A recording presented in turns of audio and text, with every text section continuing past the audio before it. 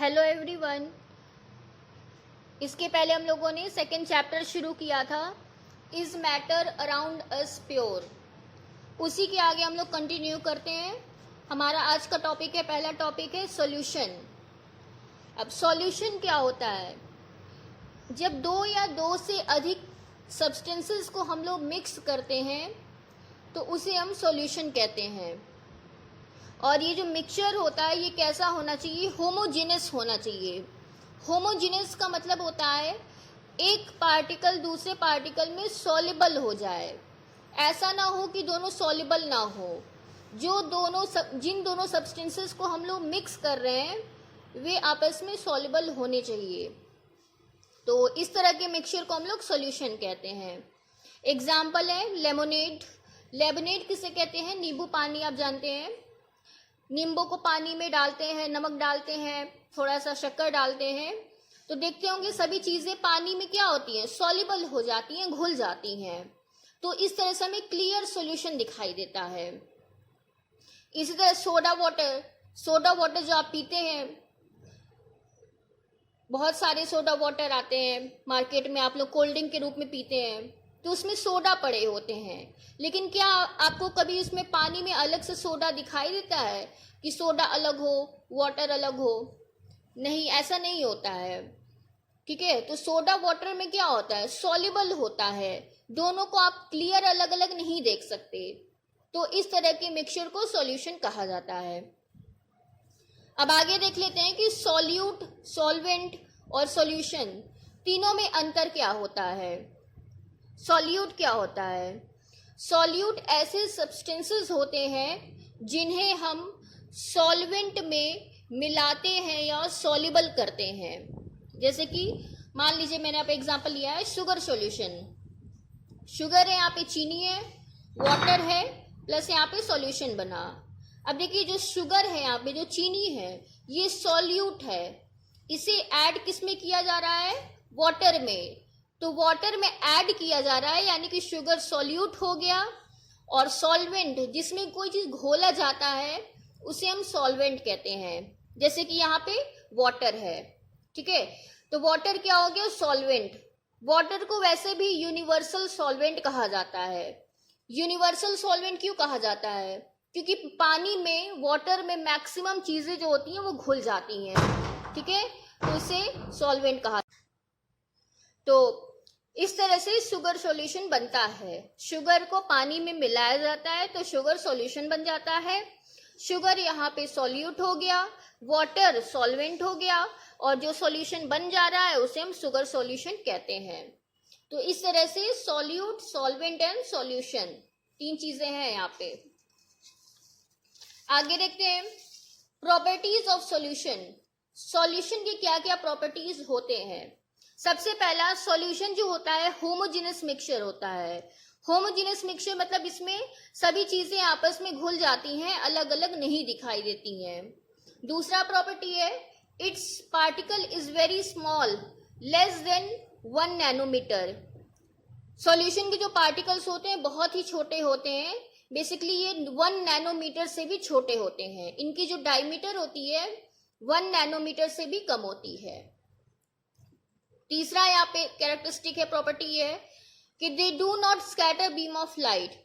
इनसे क्या होता है, जो लाइट अगर हम लोग पास करेंगे सॉल्यूशन से तो वो स्कैटर नहीं होगी, फैलेगी नहीं। इसी इफेक्ट को हम लोग कहते हैं टिंडल इफेक्ट। अभी आगे हम लोग पढ़ेंगे कि ऐसे सॉल्यूशंस जो लाइट को स्कैटर करते हो तो इसी फिनोमेना को टिंडल इफेक्ट कहा जाता है।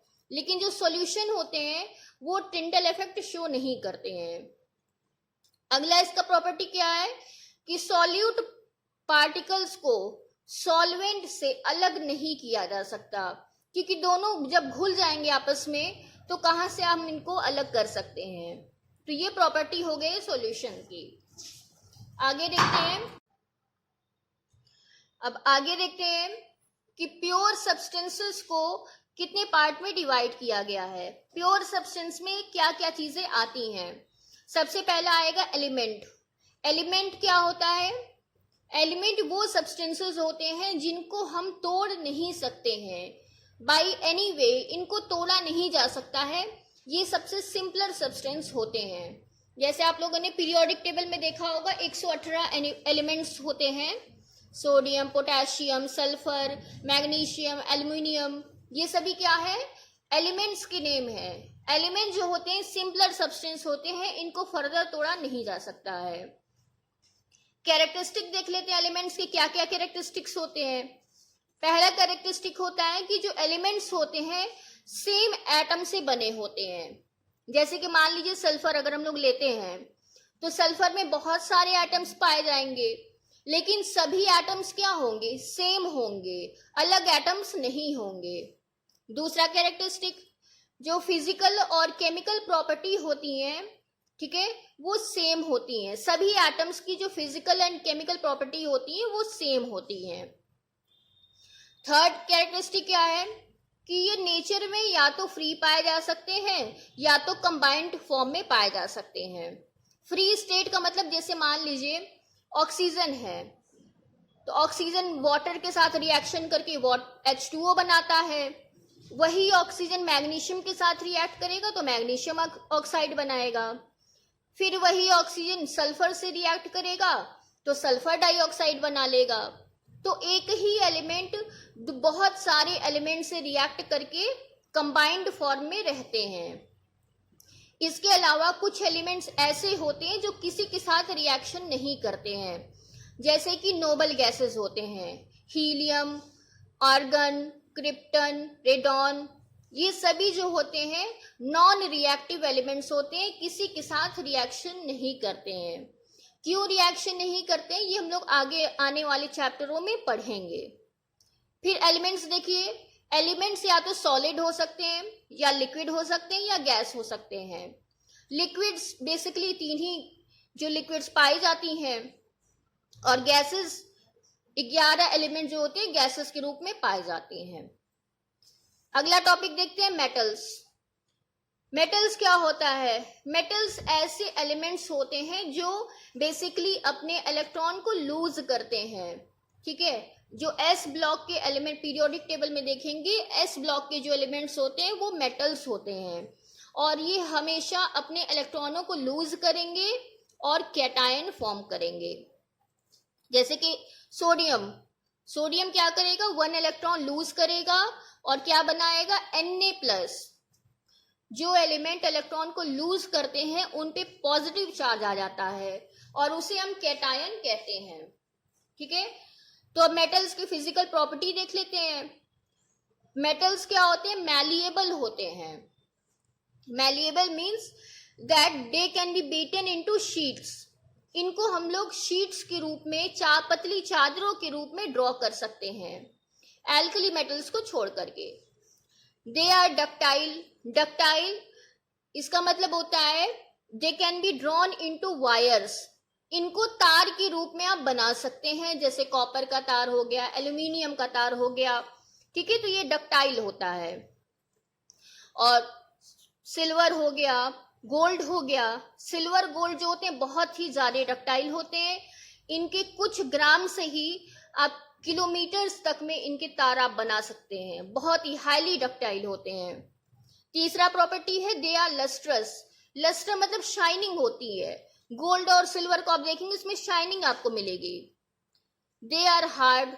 मेटल जो होते हैं हार्ड होते हैं, बट सोडियम और पोटेशियम को छोड़ करके। सोडियम और पोटेशियम बहुत सॉफ्ट होते हैं, इतने सॉफ्ट होते हैं कि आप इनको चाकू से भी काट सकते हैं, ठीक है। अगला प्रॉपर्टी है they are good conductor of heat and electricity, यानी कि मेटल से हीट और इलेक्ट्रिसिटी पास होती है। तो ये मेटल्स की प्रॉपर्टीज हो गई। तो प्योर सब्सटेंस में क्या क्या आ गया, एलिमेंट्स आ गए पहले सबसे हमारे, उसके बाद मेटल्स। अब आगे जो वीडियो मैं बनाऊंगी उसमें हम लोग पढ़ेंगे नॉन मेटल्स के बारे में और मेटलॉइड्स के बारे में। एलिमेंट्स देखिए, एलिमेंट्स को 3 पार्ट में डिवाइड किया गया है, metals, non metals and metalloids. तो मेटल्स हम लोगों ने पढ़ा, अब आगे हम लोग नॉन मेटल्स एंड मेटलॉइड्स के बारे में पढ़ेंगे। आप इसका स्क्रीनशॉट ले सकते हैं और इसको पूरा आप लोग नोट्स तैयार कर सकते हैं। ठीक है, तो तब तक के लिए, आगे की वीडियो के लिए आप नोट्स प्रिपेयर करिए एंड टेक केयर।